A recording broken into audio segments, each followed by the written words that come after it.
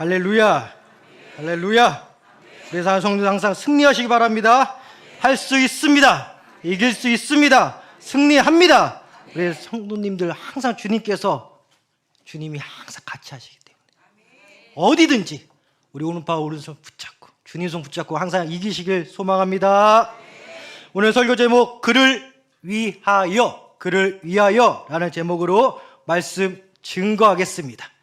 인류 역사상 인간이 함께한 사건, 처음 한 사건, 결혼부터 시작됩니다. 삼위일체 하나님 사람을 창조하였습니다. 먼저 남자 아담 창조하였습니다. 하나님은 창조대 아담을 보며 한 가지 결심합니다. 오늘 본문 18절 보니까 사람이 혼자 사는 것이 좋지 아니하니 내가 그를 위하여 돕는 배필을 지으리라. 할렐루야. 돕는 배필, 하나님의 뜻, 하나님의 본심은 우리를 도와주려 하는 것. 창조했습니다. 창조했으니 책임져야지. 우리를 도와주는 하나님. 하나님께서 결심한 내용, 아담 돕는 배필 창조하신다입니다. 창조된 아담 무엇을 하고 있습니까? 본문 19절 보니까 각종 동물들의 이름을 지어주고 있습니다. 아담이 홀로 동물들의 이름을 지어줄 때 어떠한 느낌을 가지고 있었는지 성경에 나와 있지는 않습니다. 그러나 확실한 것, 창조주 하나님 입장에서는 사람이 혼자 사는 것이 좋지 않다. 내가 그를 도우리라. 18줄 혼자 사는 것이 좋지 아니하니 이렇게 나오는데 사실상 결혼은 선택이 아니라 하나님의 뜻, 하나님의 명령인 줄 믿습니다.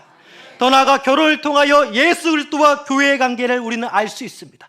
에베소서 5장 31절부터 33절까지 보면 33절을 보니까 남편은 그리스도요 아내는 교회인데 남편이 아내를 사랑하는 것은 그리스도가 교회를 사랑함에 같은 원리임을 알 수 있습니다. 아내가 남편을 존경하는 것, 아내가 교회의 남편 그리스도를 존경하는 같은 원리인 것입니다. 하나님의 아담을 깊이 잠들게 하십니다. 하나님은 사람을 깊이 잠들게 하실 수도 있으십니다. 아담의 갈빗대를 취하여 여자를 만드십니다. 바로 하와입니다.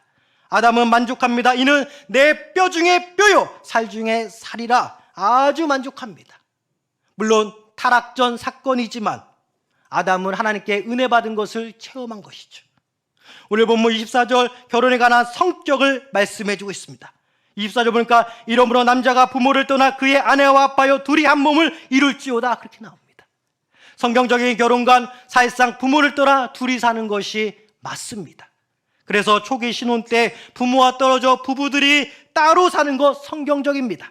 나중에 부모님께서 연세가 드셔서 효도의 차원에서 모시고 사는 것 나중 일이지만 신혼 초기 부부 둘만이 한 몸이 되어 오로지 주님께 영광 올리드리는 그 신혼 초기에는 지극히 부모를 떠나 부부가 한 몸이 이루는 것이 성경적인 줄 믿습니다. 여기서 말하는 부모를 떠나 이러한 뜻을 가지고 있어요. 부부는 하나입니다. 남녀가 만나서 결혼한다는 것, 부부는 하나라는 의미를 가집니다. 왜 성경이 부모를 떠나라고 말씀하냐? 인간인 부모조차 이제 막 결혼한 부부가 하나가 되는데 자칫 잘못하여 방해가 될 수 있다. 단순히 다 큰 성년 남녀가 결혼했으니 이제 독립해 이 정도의 수준이 아닙니다.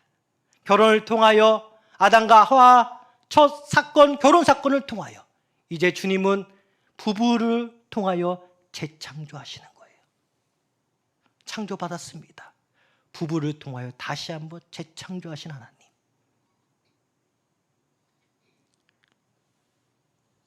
하나님은 우리를 도와주는 자. 그러게 남녀가 결혼하면 은혜 가운데 오로지 주님을 바라보기 위해서 육신의 부모를 떠나는 것. 하나님은 우리를 창조하신 진정한 아버지이십니다. 육신의 부모를 떠나 부부가 한 몸을 이루어 진정한 나의 아버지 하나님을 찬양하는 거예요. 아담과 하와에게는 더욱 부모님이 하나님입니다. 육신의 부모가 없어요. 첫 창조된 아담과 하와. 타락 사건, 그러니까 선악과 사건 때 하나님은 직접적으로 개입하지는 않았습니다. 사건이 다 터지고 죄를 짓고 난 후에 하나님은 남편 아담에게 말을 건넵니다.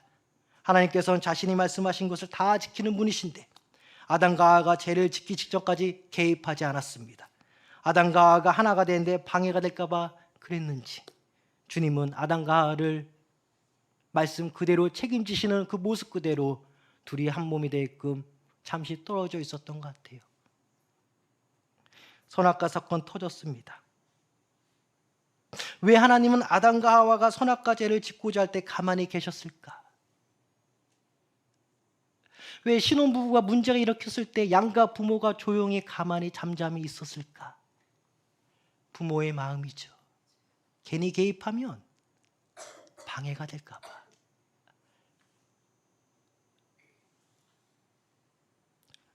어떤 이는 하나님이 좀 개입하셔서 아담과 하와를 좀 막아주시지.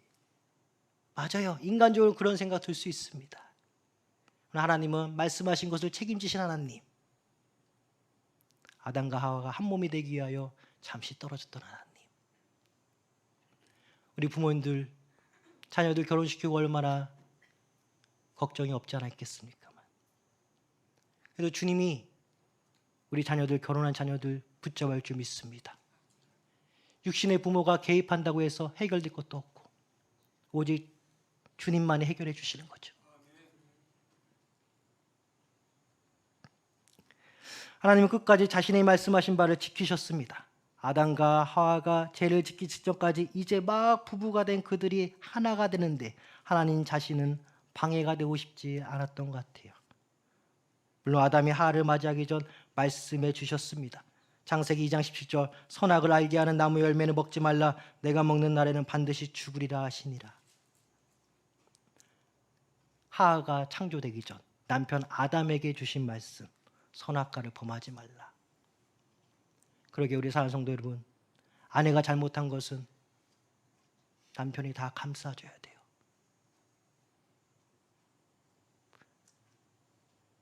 남편이 아내를 안아줘야 됩니다. 이게 성경적이에요. 단순히 창조 역사를 보여주는 창세기, 아내의 실수와 아내의 잘못을 안아주는 남편.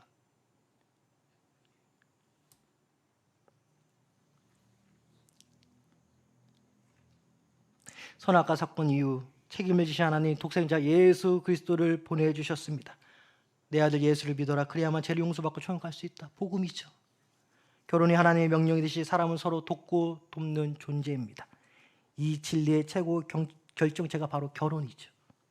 전도서 4장 12절 한 사람이면 패하겠거니와 두 사람이면 맞설 수 있나니 세 겹줄은 쉽게 끊어지지 아니하니라. 인생을 함께 살아가는 것입니다. 항상 이웃을 내 몸같이 사랑해야겠습니다. 혼자 하는 것보다 함께하면 좋은 것들이 너무나도 많다는 것 성경적인 진리입니다. 오늘 본문에 돕는 배필이란 말이 2번이나 나오는데 본문상 돕는 배필은 아담의 아내 하와를 의미하는 걸 다 알고 있습니다. 더 나아가 영어 성경을 보니까 돕는 배필 단순히 아내라는 의미 더 넓게 봐서 바로 도와주는 사람. 도와주는 사람. 부부는 서로 도와주고 아내는 남편을 존경하고 남편은 아내를 사랑한다. 그 원리는 주님의 교회를 사랑하는 그 원리이다. 우리 남편분들 아내의 잘못과 실수를 다 안아주시길 소망합니다. 다 안아주세요.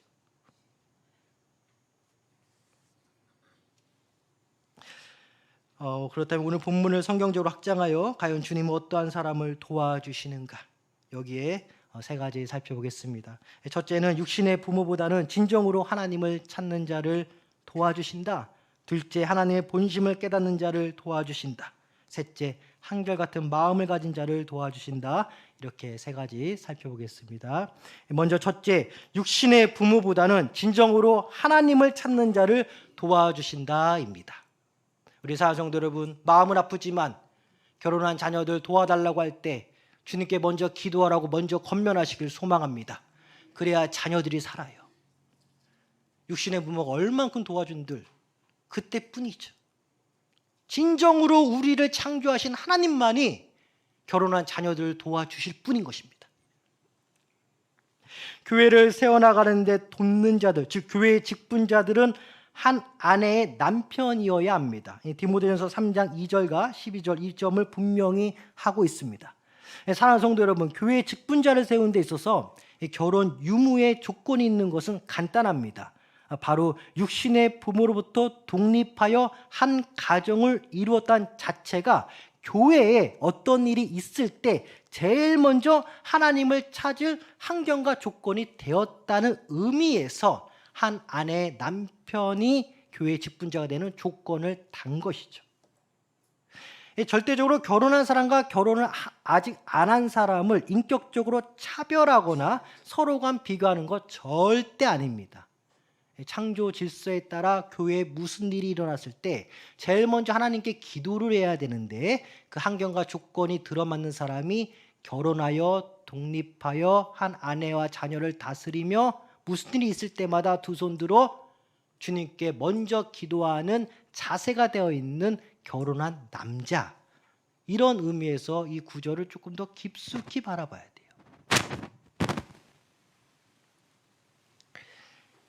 예수님께서도 인류 역사상 결혼을 안 하거나 못하는 경우를 충분히 인정하셨습니다. 마태복음 19장 12절, 어머니의 태로부터 된 고자도 있고 사람이 만든 고자도 있고 천국을 위하여 스스로 된 고자도 있도다. 이 말을 받을 만한 자는 받을지어다. 요한복음 9장을 보니까 한 맹인이 나옵니다. 다 아는 내용이죠. 제자들이 묻습니다. 이 맹인이 된 이유가 자신의 죄 때문이니까 그 육신의 부모의 죄 때문이니까 묻습니다. 이에 예수님께서 요한복음 9장 3절 예수께서 대답하시되 이 사람이나 그 부모의 죄로 인한 것이 아니라 그에게서 하나님이 하시는 일을 나타내고자 하심이라. 그렇습니다. 사랑하는 성도 여러분, 자녀들이 힘들어하고 어려우면 마음이 아프죠. 그러나 그것이 부모의 잘못이 아니에요. 내가 자녀를 잘못 키웠나? 내가 자녀를 키우는데 좀 부족했나?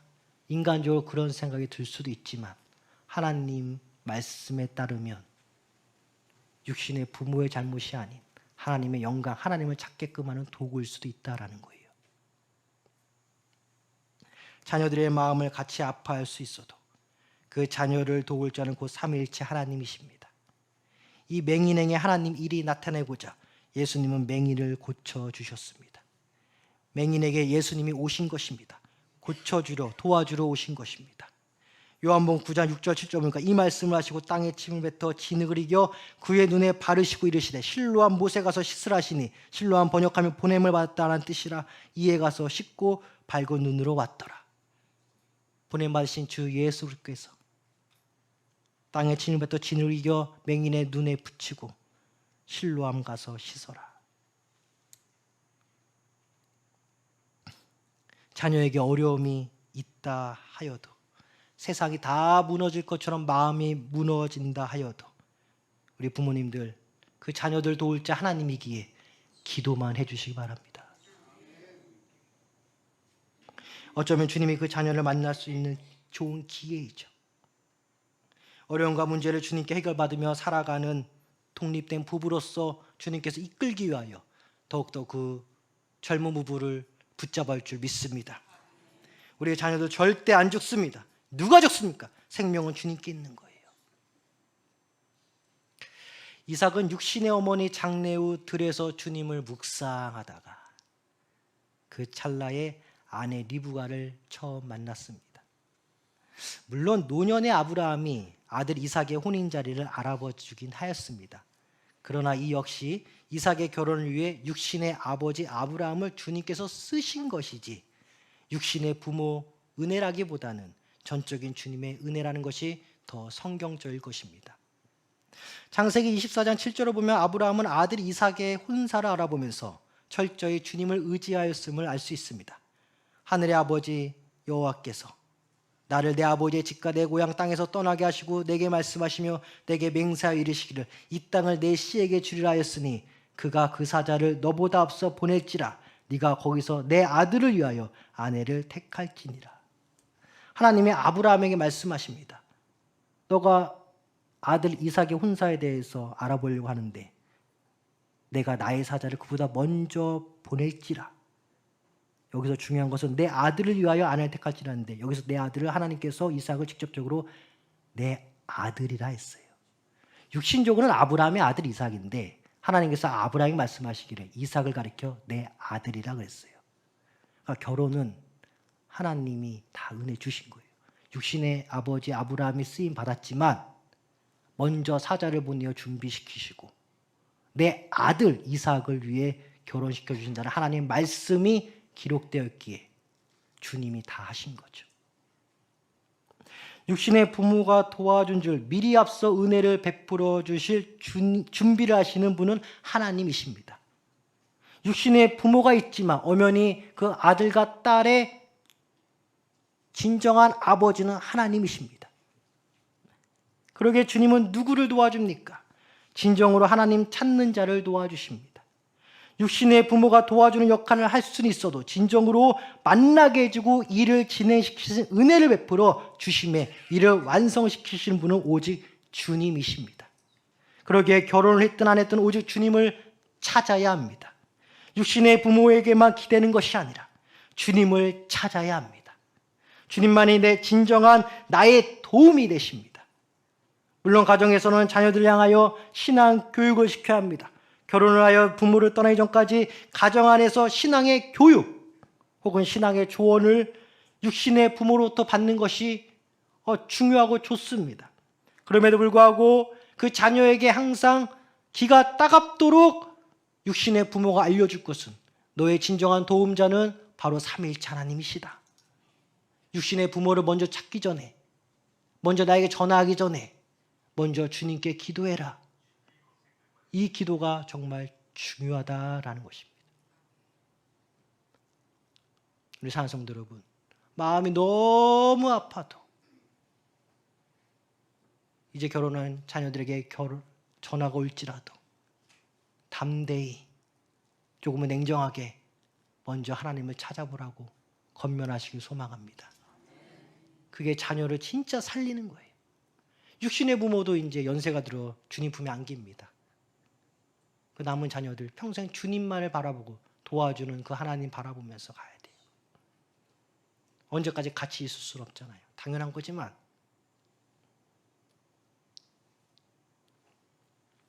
둘째, 하나님의 본심을 깨닫는 자를 도와주신다입니다. 하나님은 누굴 도와주시냐? 하나님의 본심을 깨닫는 자. 기록된 말씀 그 저편에 진짜 하나님의 본심. 사랑하는 성도 여러분, 이 신앙생이 참 오묘합니다. 주님이 말씀하시길 로마서 9장 13절 기록된 바 내가 야곱은 사랑하고 에서는 미워하였다 말씀하십니다. 야곱과 에서는 형제입니다. 자세히 보니 하나님의 말씀은 말씀인데 야곱과 에서 화해했습니다. 형제간에 불화가 있었지만 화해했습니다. 주님의 뜻은 우리 믿는 자들이 모든 사람과 합평하길 바라십니다. 물론 주님의 평가는 냉정합니다. 한 부모에게 태어난 형제 야곱과 에서와 야곱, 그에 대한 평가는 로마서에 기록된 대로 야곱을 사랑하였고 에서는 좀 뒤로 미뤘습니다. 이는 사실상 진정으로 인류를 창조하신 하나님만의 고유 영역입니다. 그러기에 결혼한 젊은 부부 가운데 아들 둔 부모가 내 아들 편을 들 수도 없고 딸을 둔 부모가 내 딸 편을 들 수도 없어요. 내 며느리 입장도 내 사위 입장도 교차하며 사고하는 게 성경적인 거예요.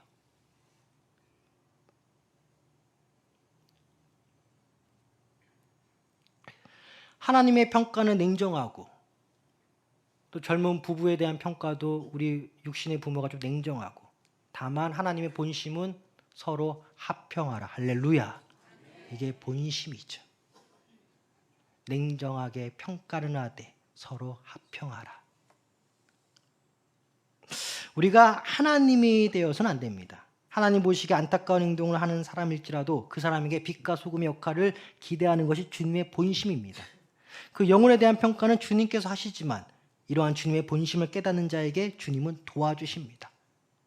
오늘 본문으로 돌아가 아담과 하와 부부가 되었습니다. 첫 인류로서 첫 부부이기에 육신의 부모 없습니다. 그러나 안타깝게도 선악과를 범하여 죄가 인류 가운데 들어왔습니다. 아담과 하와가 인간적으로는 조금 아쉽습니다. 아담은 하나님을 원망하고 하와는 뱀을 원망하였다. 우리 다 아는 내용이죠.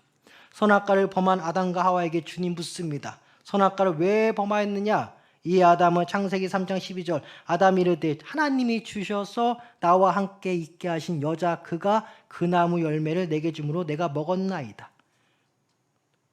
또 이에 하와는 창세기 3장 13절 여호와 하나님이 여자에게 이르시되 네가 어찌하여 이렇게 하였느냐? 여자가 이르되 뱀이 나를 깨므로 내가 먹었나이다. 남편이 아내를 말하였습니다. 아내가 그 다른 것 언인 제공한 자를 말하였습니다. 언인 제공한 동물을 말하였습니다. 이미 엎질러진 물이지만 주님은 책망하였습니다. 물으셨습니다. 에덴 동산에서 아담과 하와를 결국 쫓아내셨습니다. 창세기 3장 24절 이같이 하나님이 그 사람을 쫓아내시고 에덴 동산 동쪽에 그룹들과 두루 도는 불칼을 두어 생명나무의 길을 지키게 하시니라.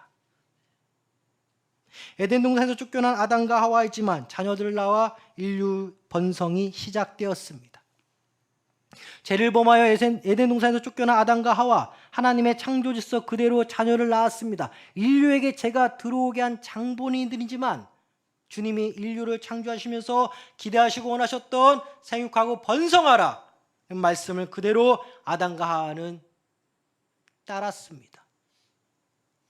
죄를 지었지만 주님이 싫어하는 행동만 골라하는 그 사람을 절대 업신여겨서는 안 됩니다. 주님께 책망받을 때 받을지라도 주님의 본심고 주님의 뜻에 합당한 삶을 살아야 합니다. 주님이 이런 자들 도우십니다. 주님의 평가는 냉정하지만 우리는 모든 이와 할 수 있다면 합평하는 것이 주님의 본심이죠. 최종 평가자 절대자 주님이십니다. 아담과 하와 다 잘못했지만 그들을 동시에 책망하였습니다. 공의의 하나님이시죠. 그럼에도 주님의 본심은 요한복음 13장 34절 새 계명을 너희에게 주노니 서로 사랑하라. 내가 너희를 사랑한 같이 너희도 서로 사랑하라. 할렐루야. 서로 사랑하라. 아담과 하와 부부 비록 에덴 동산에 쫓겨났지만 주님을 섬겼습니다. 야곱과 에서에 관한 주님의 평가 정반대이지만 각각 정반대이지만 주님이 은혜를 주셔서 이 형제는 나중에 화해하셨습니다. 주님의 평가는 냉정하지만 우리는 모든 이들과 할 수 있다면 합평을 이루어 새 계명을 받은 그대로 모든 사람을 사랑하는 것. 이것이 주님의 본심입니다. 이 본심을 잘 깨닫는 자를 주님께서 도와주십니다.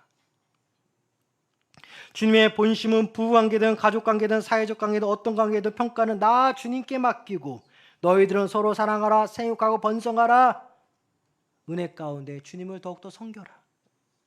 아담과 하와가 그랬듯이 에서와 야곱이 그랬듯이 특별히 신약시대 성도들에게 주신 이 새 계명의 말씀처럼 에베소 5장 10절 주께 기쁘시게 할 것이 무엇인지 시험하여 보라. 무엇을 시험합니까?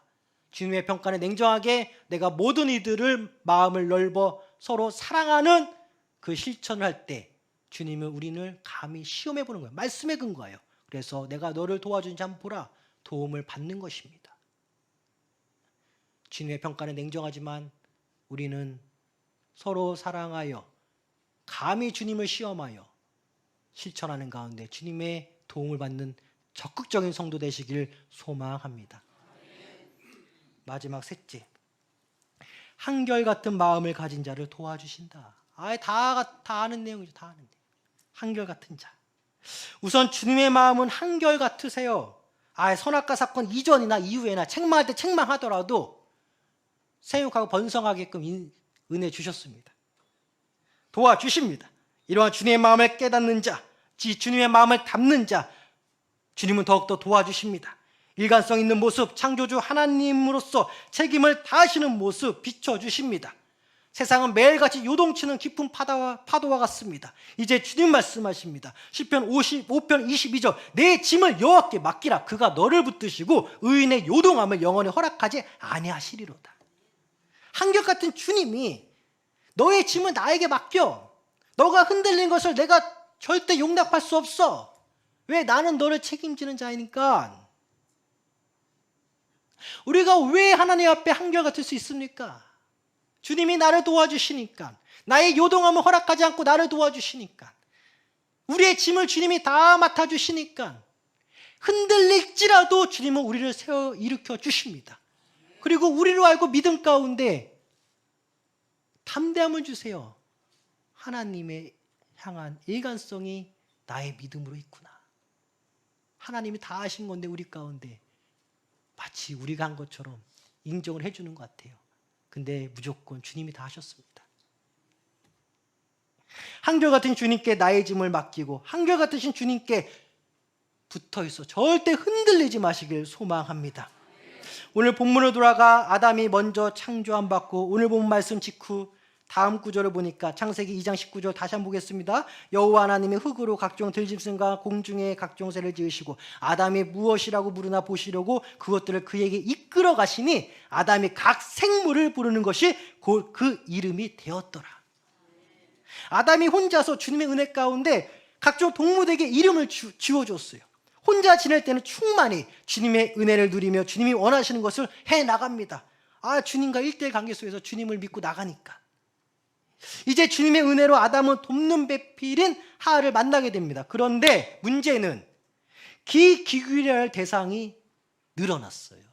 하나님도 신경 써야 되고 아내도 신경 써야 되고. 돕는 배필을 만나기 전 아담 주님의 은혜로 충분히 잘 살았습니다. 기쁘고 감사하죠. 매일이 천국이에요.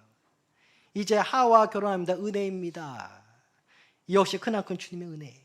그런데 아담이 하와와 뱀의 대화 현장이 있었는지, 대화 현장이 있었는지 없었는지 잘 모르겠지만 결혼하기 전 주님의 은혜를 충만히 누리며 각종 동물들에게 이름을 지어주었던 그 아름다운 청년의 시절 아담, 그 시절을 그리워한 적이 없어요. 놀랍죠. 아내 하와를 만나 하나님께 아내를 원망하며 죄 지은 것에 책임을 회피하던 아담이지만 그럴지라도 자신의 총각 시절을 그리워하지 않았습니다.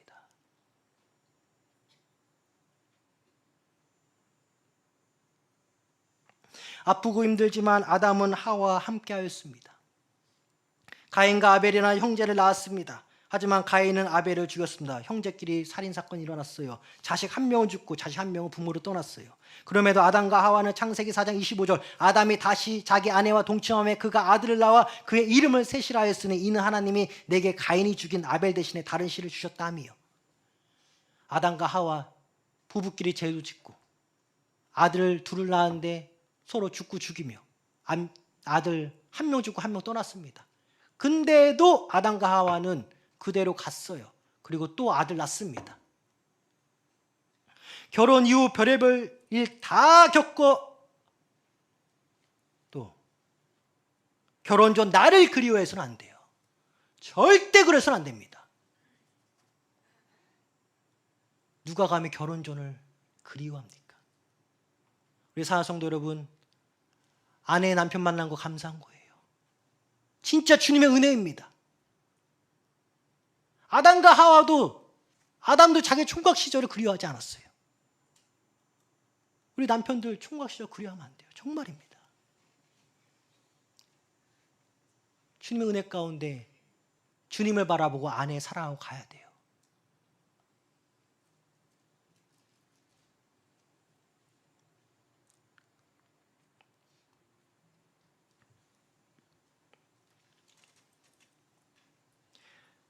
우리는 한결같이 결혼 전이나 결혼 후나 이제 신앙생활을 시작해야 됩니다. 결혼 전을 그리워하는 것은 한결같은 주님의 마음을 아프게 하는 거예요. 은혜를 주신 주님의 마음을 아프게 하는 것이죠. 내가 결혼한 전이나 내가 결혼 후에나 하나님은 하나님이십니다. 진짜 한결같은 것은 은혜로 만난 아내 혹은 남편과 다시금 교회로 오는 것이 진짜 은혜예요. 한결같은 나의 믿음과 신앙을 찾는 것은 나의 아내와 남편과 함께 교회 오는 것이 은혜예요. 부부가 다툴 수는 있어도 절대 주님을 버릴 수는 없습니다. 결혼 전을 그리워하기보다는 주님이 분명히 말씀하시기를 창세기 5장 2절 남자와 여자를 창조하셨고 그들이 창조되던 날에 하나님이 그들에게 복을 주시고 그들의 이름을 사람이라 일컬으셨더라. 창세기 5장이면 이미 사건 터진 이후예요. 결혼 전에 각자가 주님께 받은 복이 있다면 남편이든 아내든 결혼 후에 부부가 함께 주님께 받을 복도 또 있다는 거예요. 중요하죠. 결혼 전에 총각, 처녀 시절에 각자 은혜를 받았습니다. 근데 사건 터지고 창세기 5장 2절 보니까 또 은혜를 주신다고 한 거 보니까 부부가 된 이후에 부부로서 받을 은혜가 또 있다는 거예요. 그래서 예수님께서, 주님께서 남편과 아내가 한 몸이라 사람이 나누지 못한다. 왜? 받을 복이 있으니까. 부부가 된 이후에 받을 복이 있으니까. 결혼 이전에 총각, 처녀 때 받을 복은 다 받았고 결혼 이후에 부부로서 부부에게 주는 은혜가 있다라는 거예요.